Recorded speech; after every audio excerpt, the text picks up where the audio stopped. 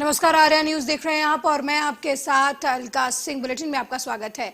NCP नेता सुप्रिया सुले ने media पर सवाल खड़े किए हैं। उन्होंने मीडिया से सवाल करते हुए कहा कि मीडिया के साथियों क्या हो गया है आपको, आप देश की जरूरी खबरों को डिबेट पर नहीं दिखाते। दरअसल सत्ता पक्ष के खिलाफ सुप्रिया ने हल्ला बोल दिया है और इसी बीच पत्रकारिता पर कटाक्ष करते हुए मीडिया को जमकर खरी खोटी भी सुनाई। आज मैं अपने मीडिया के मित्रों से जरूर ये कहना चाहती हूं कि कब तक चरण चुंबक बने रहिएगा। और ऐसे ही थोड़ी आपको चरण चुंबक बुलाया जाता है या गोदी मीडिया बुलाया जाता है। आप लोग जरूर नाराज हो जाते होंगे।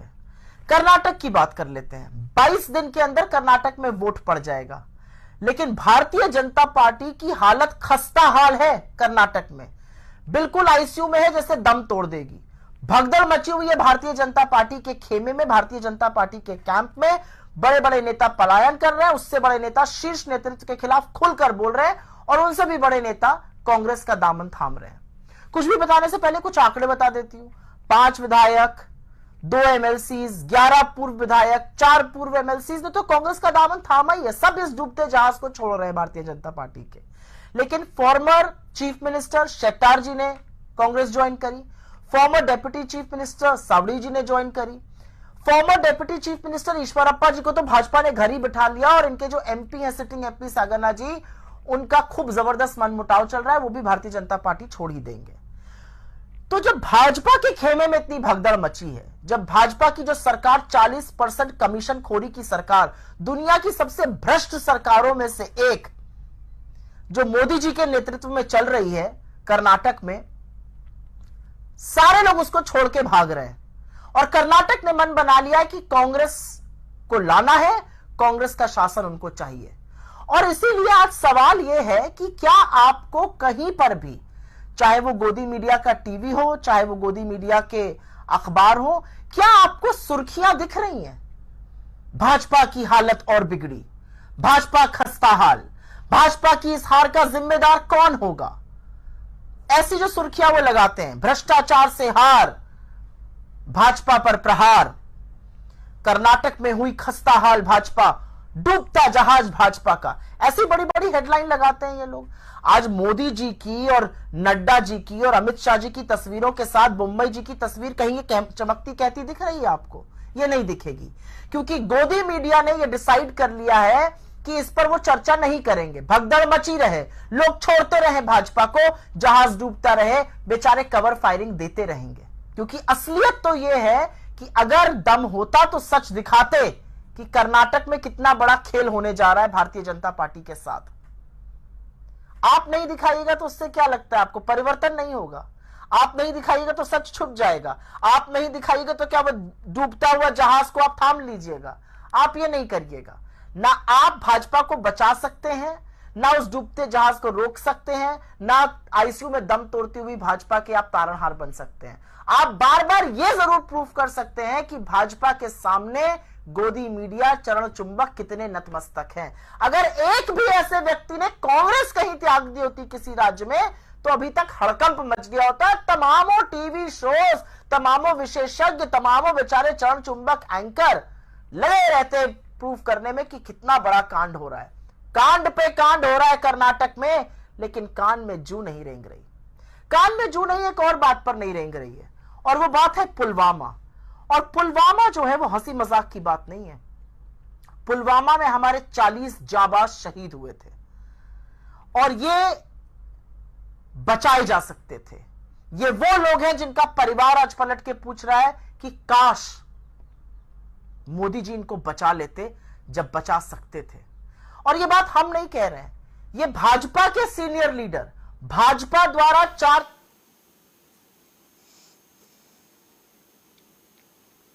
वहीं अतीक अहमद और अशरफ अहमद की पुलिस कस्टडी में हत्या पर सपा सांसद डॉक्टर शफीकुर रहमान बर्क ने तीखी प्रतिक्रिया दी है। उन्होंने सीधे सीधे यूपी सरकार पर हत्या कराने का आरोप लगाया है। उन्होंने कहा कि यूपी में सुरक्षा नहीं, मुल्क में इंसाफ नहीं तो अदालतें बंद कर देनी चाहिए। सपा सांसद ने जेल में बंद अतीक के दोनों नाबालिग बच्चों की सरकार से सुरक्षा की गारंटी मांगी है। उन्होंने कहा कि पुलिस और अदालत, कानून सब कुछ है हमारे पास। पुलिस की कस्टडी में किसी को मारा जाएगा तो अदालत की क्या जरूरत हमें। अदालत फिर बेकार हो गई, उनका क्या असर होगा। इसके साथ उनके साथ जुल्म हुआ है, कानूनी इंसाफ नहीं मिला। जब होता चाहे उनको सजाए मौत होती, चाहे उनको फांसी पर लटकाया जाता, जो कुछ भी होता उसके लिए अदालत मौजूद है। हमारे पास कॉन्स्टिट्यूशन ऑफ इंडिया मौजूद है, अदालत बनी हुई है। अदालत को उनके केस को भेजना चाहिए था। अब जो जुल्म की इंतहा हो गई है, कानून तो इतनी ताकत नहीं देता जिसको चाहे जिसे मरवा दे। ये है कि पुलिस ने जो कुछ रिश्वत काम कराया है, यानी सरकार ने, गवर्नमेंट ने, यूपी गवर्नमेंट ने जो उनको पुलिस की कस्टडी में मरवाया है, तो साफ जाहिर है कि जुल्म हुआ, इंसाफ नहीं हुआ। वहीं बीजापुर में विधायक विक्रम मंडावी के काफिले पर नक्सल हमला किया गया है। बता दें कि काफिले में शामिल जिला पंचायत सदस्य पार्वती कश्यप के वाहन में नक्सलियों ने फायरिंग की है। जानकारी के लिए बता दें कि गंगालूर हाट बाजार में नुक्कड़ सभा कर वापस लौट रहे थे कांग्रेसी। पदेड़ा के नजदीक ये हमला हुआ। हालांकि काफिले में शामिल सभी लोग सुरक्षित बताए जा रहे हैं। हमारे कांग्रेस पार्टी के निर्देश अनुसार हम लोग हाट बाजारों में नुक्कड़ सभा करने के लिए साप्ताहिक बाजार गंगालूर रहे हुए थे और वहाँ से सभा समाप्त होने के बाद हम वापस बीजापुर जिला मुख्यालय आ रहे थे। उसी बीच में हमारे साथ काफिले में चल रहे हम सब लोग काफिले में वापसी हो रहा था, तो चलते समय हमारी गाड़ी थी जिला पंचायत सदस्य, उस गाड़ी पे फायरिंग हुआ। फायरिंग होने की वजह से टायर में साथ गोली लगा और गोली लगने के बाद में टायर पंचर होना, तो उसके बाद फिर वो सब लोग वापस पदेड़ा गाँव की ओर रहे और अभी सभी लोग हम लोग यहाँ पर सुकुशल पहुँच चुके हैं अभी जिला मुख्यालय में। निर्धारित कार्यक्रम के तहत जो हमारे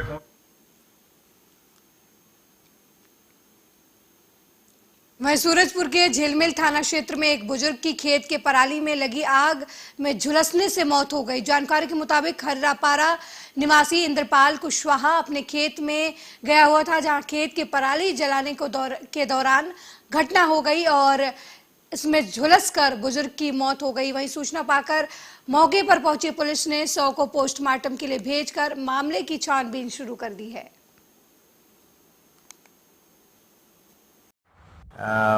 मृतक इंद्रपाल कुशवाहा, जो इसका बड़ा पिताजी लगता है, आज सुबह लगभग 7 बजे खेत में काम करने गया था, जो काफ़ी समय तक नहीं आने पर इनके द्वारा खेत में जाकर देखा गया, जो खेत में चारों तरफ आग लगा हुआ था और इसका बड़ा पिताजी इंद्रपाल उस आग में झुलसा हुआ था, जिस पर थाने में मर्ग कायम कर जांच पंचनामा कार्रवाई में लिया गया है।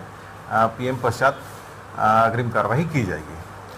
खेत में धान के जो पैरा रहते हैं उसको वो सफाई कर रहा था, उसमें शायद आग लग गया था, जो उड़ के उनकी तरफ आ गया, जिससे काफ़ी बुजुर्ग थे जो वहाँ से दौड़ के भाग नहीं पाए और गिर गए और वो आग की चपेट में आ गए। मृतक इंद्रपाल कुशवाहा, जो इसका बड़ा पिताजी लगता है, आज सुबह लगभग 7 बजे खेत में काम करने गया था, जो काफ़ी समय तक नहीं आने पर इनके द्वारा खेत में जाकर देखा गया, जो खेत में चारों तरफ आग लगा हुआ था और इसका बड़ा पिताजी इंद्रपाल उस आग में झुलसा हुआ था, जिस पर थाने में मर्ग कायम कर जांच पंचनामा कार्रवाई में लिया गया है।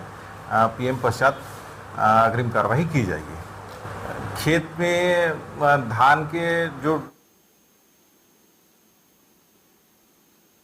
वहीं दिल्ली नगर निगम के महापौर और उप महापौर चुनाव के लिए भारतीय जनता पार्टी की प्रत्याशी शिखा राय ने अपना नामांकन पत्र दोपहर लगभग 2 बजे दिल्ली भाजपा महामंत्री हर्ष मल्होत्रा की उपस्थिति में सोनी पांडे ने निगम सचिव कार्यालय में अपने नामांकन पत्र दाखिल किए। इस मौके पर हर्ष मल्होत्रा ने कहा कि बीजेपी एक अच्छे, स्वच्छ, सुदृढ़ नगर निगम के संचालन के प्रति संकल्पबद्ध है और हम आशा करते हैं कि सभी नगर निगम पार्षद बीजेपी की अनुभवी वरिष्ठ निगम पार्षद को चुनेंगे। कहना क्या है जी, हम 26 को करेंगे और सबसे पहले मैं पार्टी का धन्यवाद करती हूँ कि मुझे उन्होंने लायक समझा इस नॉमिनेशन के लिए। और आज मेयर का नॉमिनेशन कराया।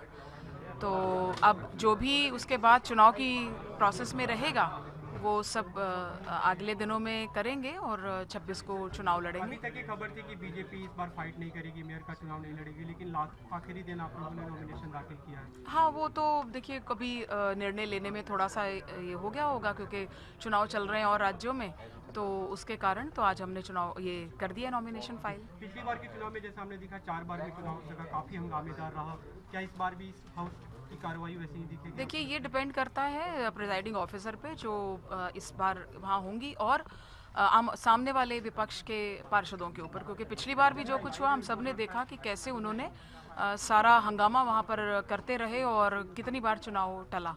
लेकिन मैं इसके साथ साथ एक बात ज़रूर ये कहना चाहूँगी कि मेयर का चुनाव तो है, ठीक बात है, लेकिन स्टैंडिंग कमेटी जो कि मोस्ट इम्पॉर्टेंट बॉडी है एमसीडी की, उसके ऊपर जल्दी से निर्णय लेकर के उसकी प्रक्रिया को आगे बढ़ा करके वो ज़रूर बहुत जल्दी उसको फॉर्म में आ जाना चाहिए। कहना क्या है जी, अब 26 को करेंगे और सबसे पहले मैं पार्टी का धन्यवाद करती हूँ कि मुझे उन्होंने लायक समझा इस नॉमिनेशन के लिए और आज मेयर का नॉमिनेशन।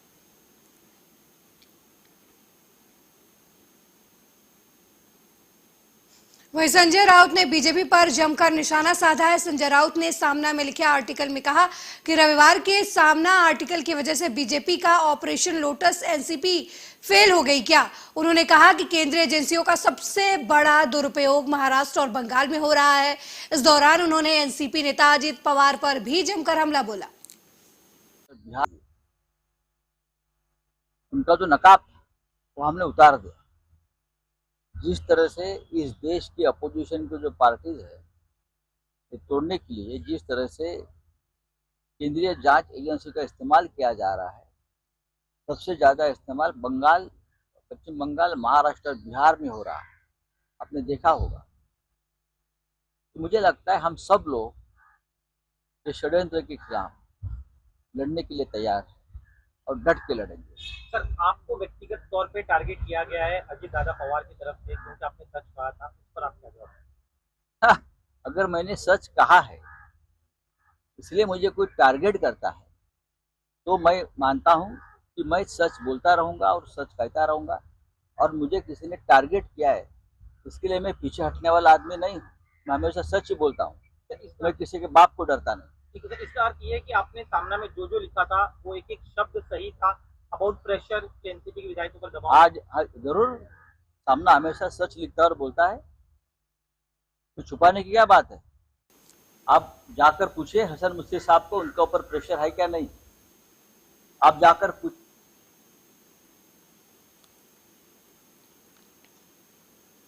वहीं डिंडोरी जिला पंचायत में रोजगार सहायकों के द्वारा अपनी मांगों को लेकर ज्ञापन सौंपने जिला पंचायत अध्यक्ष के पास पहुंचे। वहीं डिंडोरी विधायक ओमकार मरकाम भी इस दौरान उनके साथ नजर आए। रोजगार सहायकों के सामने जिला पंचायत अध्यक्ष और डिंडोरी विधायक के साथ किसी बात को लेकर जमकर तू मैं हो गई, जिसका वीडियो अब सोशल मीडिया पर जमकर वायरल हो रहा है।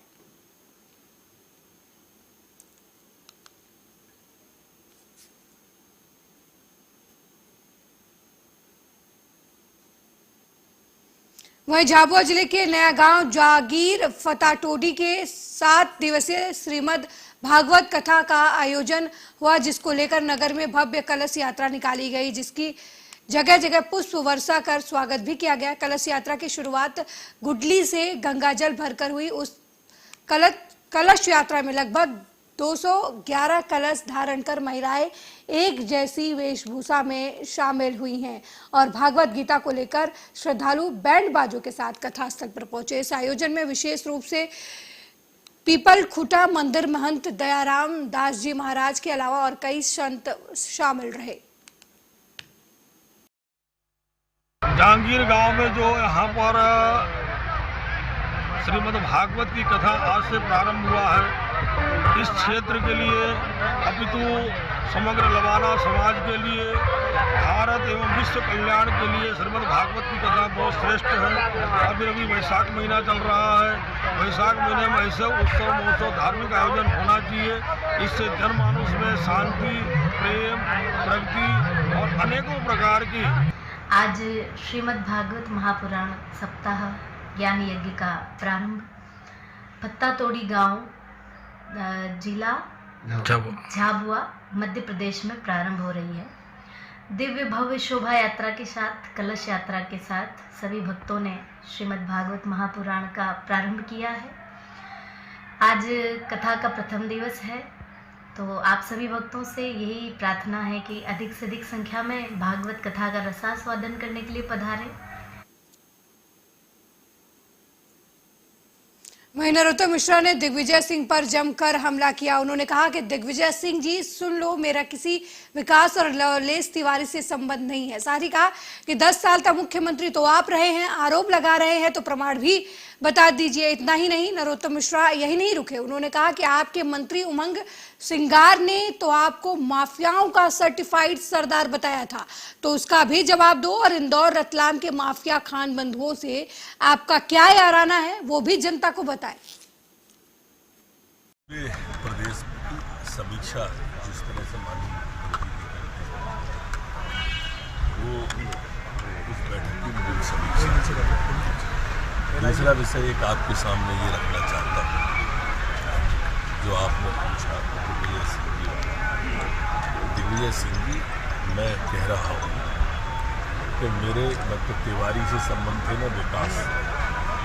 आप 10 साल तक मुख्यमंत्री रहे, आपको कोई प्रमाण देना चाहिए अगर मेरे रिश्ते हैं, नहीं तो आप झूठों के राजा कह रहे हैं। दिग्विजय सिंह जी, आप जो है एकमात्र ऐसे राजनेता हैं जिनके ऊपर आपकी पार्टी के मंत्री ने रेत माफियाओं को संरक्षण देने का आरोप लगाया, शराब माफियाओं को संरक्षण देने का आरोप लगाया। आज तक आपने उसका खंडन नहीं किया। आप माफियाओं के राजा हो, ऐसा मैं नहीं कह रहा, आपके उन्होंने लगाया है।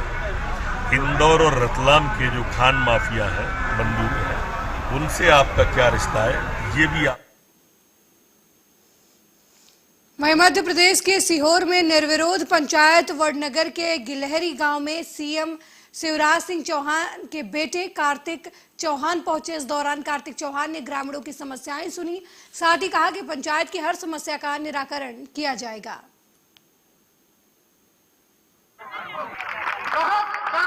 मुझे बताओ तो सही। बिजली का शिवराज सिंह चौहान साहब के साथ बधाई। वहीं शिवपुरी के मनपुरा गांव में बकरी चराने गए 2 भाइयों की कुएं में डूबने से मौत हो गई। सूचना पर पहुंची पुलिस ने मौके पर पहुंचकर मामले की जांच शुरू कर दी। आपको बता दें कि ये दोनों भाई बकरियों के पास बैठकर पानी पीने के लिए कुएं के पास चले गए। पैर फिसलने की वजह से दोनों कुएं में डूब गए। तीनों ही नाबालिग बच्चे। ग्रामीणों की मदद से बच्चों को बाहर निकाला गया, चिकित्सालय उन्हें भेजा गया, जहां पर डॉक्टरों ने उन्हें मृत घोषित कर दिया।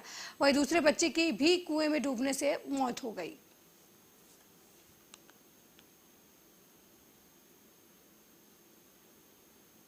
वहीं शिवपुरी जिले में कोतवाली पुलिस ने सट्टे के 3 ठिकानों पर कार्रवाई करते हुए 12 सटोरियों को गिरफ्तार किया है। आरोपियों के कब्जे से सट्टे की सामग्री और 62,000 रुपए जब्त किए हैं। कोतवाली थाना प्रभारी अमित भदौरिया ने बताया कि पुलिस अधीक्षक शिवपुरी के निर्देश पर जुआ सट्टे के खिलाफ कार्रवाई करते हुए शहर के 3 अलग-अलग क्षेत्र कोर्ट रोड, मनियर, फतेहपुर और कमलागंज क्षेत्र में सट्टे के ठिकानों पर कार्रवाई करते हुए पुलिस ने 3 मुख्य आरोपियों सहित 12 लोगों को गिरफ्तार किया है। एसपी सर के निर्देशन पर टीम गठित करके त्वरित रूप से ये कार्रवाई की गई। यहाँ फतेहपुर, कमलागंज और कोर्ट रोड, इन स्थानों पर छापेमारी की गई अलग अलग टीमें बना के। तो 12 लोग हमने जो सट्टा खिलवाते हैं वो पकड़े और इनके पास से लगभग 60-65 हजार रुपए जब्त हुआ है। अभी कार्रवाई जारी है और पुलिस अधीक्षक महोदय के निर्देशन पे ये कार्रवाई की गई है। सट्टे के विरुद्ध सख्त से सख्त कदम उठाएंगे और जिनके रिकॉर्ड होंगे उनके खिलाफ जिला बदर और अन्य।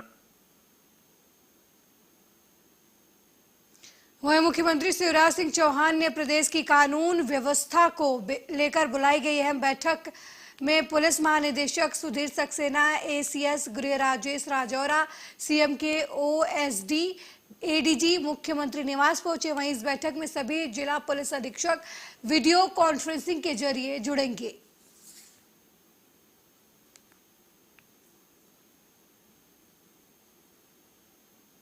वहीं एनसीपी नेता और महाराष्ट्र के पूर्व डिप्टी सीएम अजीत पवार ने बीजेपी में शामिल होने की अटकलों पर चुप्पी तोड़ी है। अजीत पवार ने कहा कि वे एनसीपी में हैं और एनसीपी में ही रहेंगे। एनसीपी जो भी तय करेगी वो वहां रहेंगे। अजीत पवार ने कहा कि मुझसे विधायक मिलने आए थे, ये रूटीन काम के लिए आए थे, इसका अलग मतलब मत निकाले। नमस्कार। आज रोजी आपल्याशी बोलण्याचं कारण म्हणजे कारण नसताना माझ्याबद्दल किंवा माझ्या सहकाऱ्यांच्या बद्दल गैरसमज निर्माण करण्याचा काम जाणीवपूर्वक वेगवेगळ्या ठिकाणी होताना मी स्वतः बघतोय। वास्तविक ह्या ज्या काही बातम्या चाललेल्या आहेत किंवा बातम्या दाखवण्यात येत आहेत त्या बातम्यांमध्ये काही तथ्य नाही। आपल्याला सगळ्यांना माहिती आहे, मध्ये महाविकास आघाडीची सभा असताना आम्ही सगळेजण नागपूरला गेलेलो होतो। नागपूरवरून परत येताना उद्धव ठाकरे साहेबांना मी विनंती केली की तुम्ही विमान घेऊन आलेला आहात तर त्याच्यामध्ये जागा आहे का? ते म्हणले चला बरोबर। आम्ही त्यांच्या बरोबर आलो मी, आणि आल्यानंतर महाराष्ट्र भूषण पुरस्कार अप्पासाहेब धर्माधिकारी साहेबांना द्यायचा निर्णय झालेला होता, आणि तो कार्यक्रम होत असताना मोठ्या प्रमाणावर स्त्री सदस्य हे त्याच्यामध्ये जखमी झाले म्हणजे त्यांना त्रास झाला उष्माघाताचा, आणि त्याच्यामध्ये काही जण बेशुद्ध झाले, काही जणांना स्वतःचे प्राण गमवावे लागले। अशा प्रकारच्या हे सगळ्या गोष्टी घडल्या। वहीं मुंबई कुरार पुलिस ने लोन ऐप के जरिए लोन दिलाने के नाम पर बदनामी करने और लोन की रकम से ज्यादा जबरन पैसे वसूलने के मामले में एक आरोपी को दिल्ली से गिरफ्तार किया है। आरोपी स्विफ्ट रूपी लोन ऐप के जरिए लोगों को लोन देकर उनसे ज्यादा पैसे वसूलता था। पैसे नहीं देने पर लोन लेने वाले ग्राहक का मोबाइल हैक करके उसके संपर्क में आए सभी कॉन्टेक्ट नंबर पर ग्राहक की पर्सनल तस्वीरें मार्फ करके उसकी बदनामी करता था। पुलिस ने आरोपी के पास से 2 मोबाइल फोन जब्त किए हैं।